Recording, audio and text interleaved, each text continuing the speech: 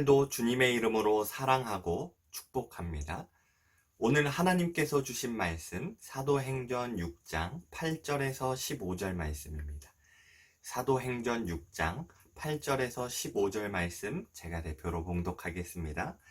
스데반이 은혜와 권능이 충만하여 큰 기사와 표적을 민간에 행하니 이른바 자유민들 즉 구레네인 알렉산드리아인 길리기아와 아시아에서 온 사람들의 회당에서 어떤 자들이 일어나 스데반과 더불어 논쟁할세 스데반이 지혜와 성령으로 말함을 그들이 능히 당하지 못하여 사람들을 매수하여 말하게 하되 이 사람이 모세와 하나님을 모독하는 말을 하는 것을 우리가 들었노라 하게 하고 백성과 장로와 서기관들을 충동시켜 와서 잡아가지고 공회에 이르러 거짓 증인들을 세우니 이르되 이 사람이 이 거룩한 곳과 율법을 거슬러 말하기를 마지 아니하는도다.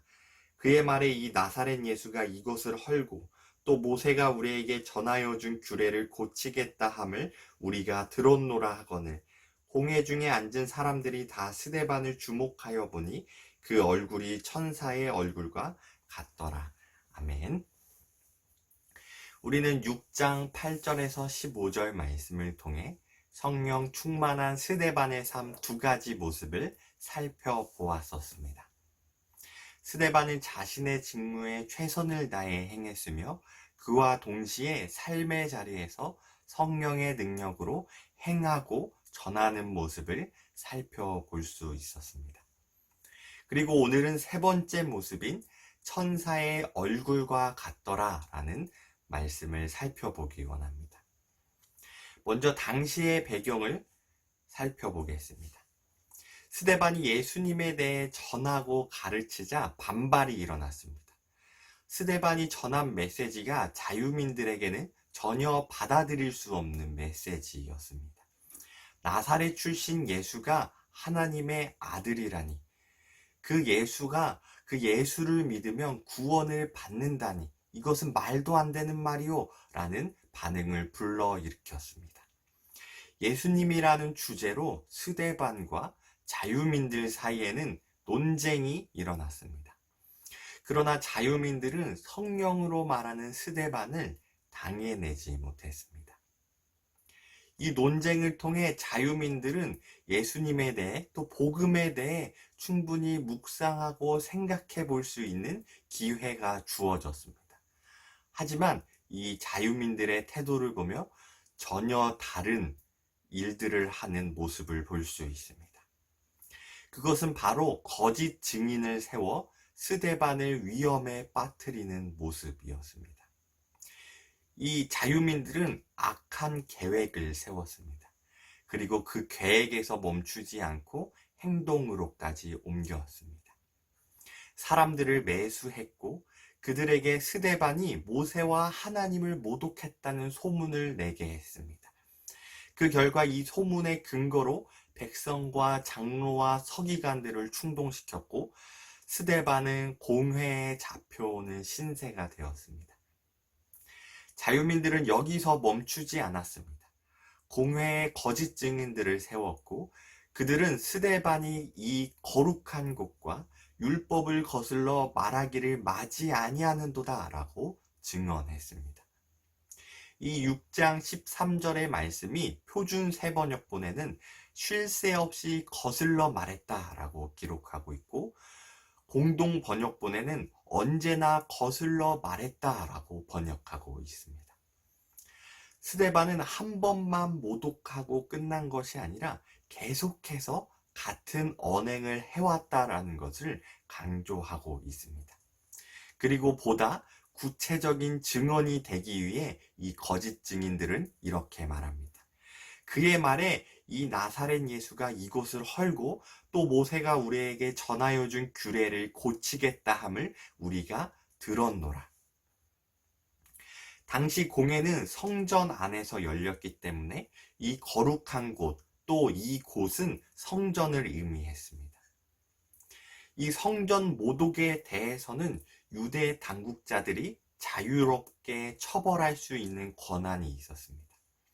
로마 행정부에서 성전 모독에 있어서는 처벌의 자유를 허락해 주었기 때문입니다. 그래서 예수님 또한 성전 모독의 혐의 때문에 로마 총독에 가기 전에 처벌받을 뻔한 경우를 우리는 이미 살펴보았습니다. 그러나 예수님에게 주어진 혐의는 거짓 증인들의 각기 다른 증언으로 실패했었습니다. 하지만 오늘 본문에 등장하는 이 스데반은 달랐습니다. 거짓 증인들의 구체적인 증언으로 스데반은 성전과 율법을 모독한 사람이 되었습니다. 사실 스데반은 거짓말을 하지 않았습니다. 또 자신이 어떤 이득을 취하고자 예수님에 대해 전한 것도 아니었습니다. 그런데 지금 스데반이 겪고 있는 일은 어떤 일입니까? 하나님에 대해, 성전에 대해, 율법에 대해 모독한 사람으로 찍혔습니다. 모두가 그를 향해 으르렁거리고 있으며 판결이 나오기만을 기다리고 있습니다. 그때 우리는 상식적으로 스데반이 어떤 표정을 짓고 있을 것이라고 추측하나요? 근심과 걱정이 가득한 표정? 금방이라도 울 것 같은 표정? 또 아니면 원망과 분노로 가득한 표정? 그런데 오늘 본문은 뭐라고 말씀하고 있습니까? 그 얼굴이 천사의 얼굴과 같더라 라고 말씀합니다. 천사의 얼굴과 같다는 말은 어떻게 정의하기가 참 어려운 표현입니다. 어떻게 설명해도 추상적일 수밖에 없게 느껴집니다.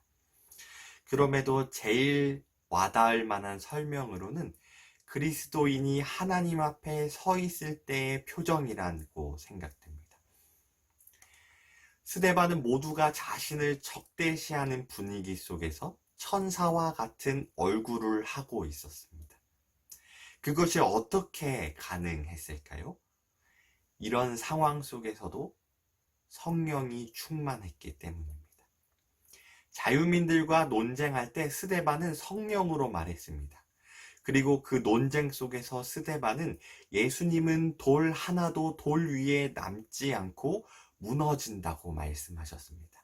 또 율법을 완성하러 오셨다고 말씀하셨습니다. 라고 말했을 것입니다.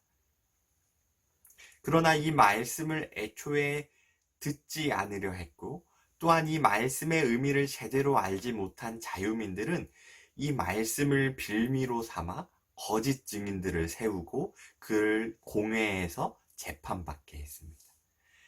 이는 분명히 억울한 일이었습니다. 그러나 그가 억울한 마음에 휩싸여 있지 않을 수 있었던 것은 바로 성령이 충만했기 때문입니다. 그는 말씀대로 이루시는 중이고 이미 이루신 예수 그리스도를 향한 믿음이 있었습니다.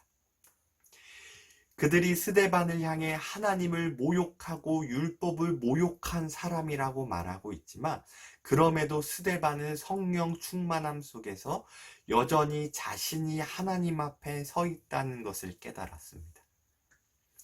그렇기에 그 누구라도 두렵고 불안한 상황이었지만 천사의 얼굴을 할 수 있었습니다.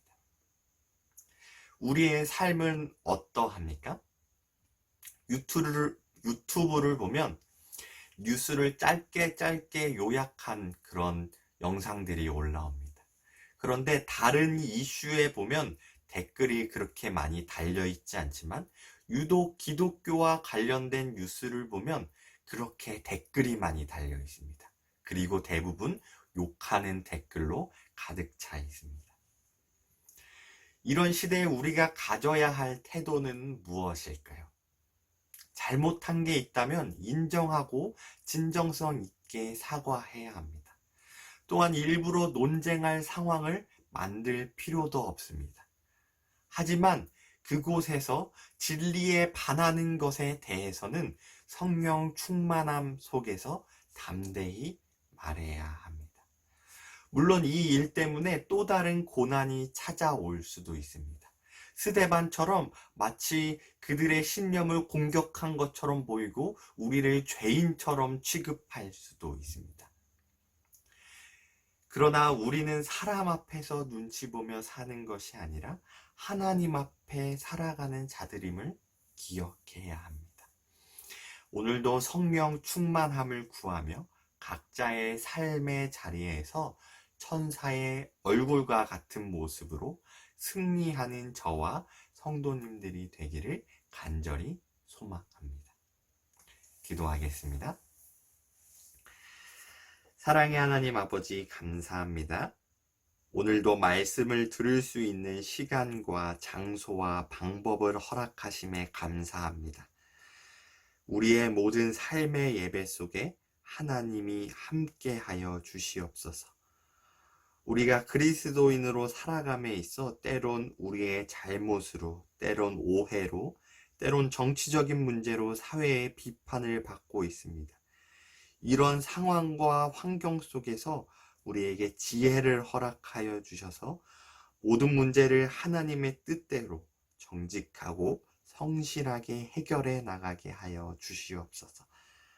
사회적 분위기 속에서 복음을 부끄러워하거나 진리를 전함에 있어 위축되지 않게 하여 주시고 우리에게 성령 충만함을 허락하여 주셔서 담대히 천사의 얼굴과 같은 모습으로 복음 들고 세상에 나아가게 하여 주시옵소서.